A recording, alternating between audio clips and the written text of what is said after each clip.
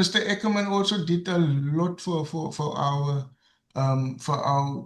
organization. So this Um, is now the head of Pick n Pay, which is a supermarket, a grocery store. So he was really supportive of the it paraplegic was, people. yes, it was actually one of the family stores that in Kuilsriver that employed us, gave us opportunity to What did you do there? security. But it was laughable because me and Brenton were both disabled. But we were actually I'm not, one I'm of just laughing at you laughing. don't worry. Brenton was in the control room, and then one of us would be on the floor with a two-way radio, and then Brenton will call from the control room, "Come in, Martin, come in, come in." And we were laughing because the people were looking now at this a guy in a wheelchair. That's the security.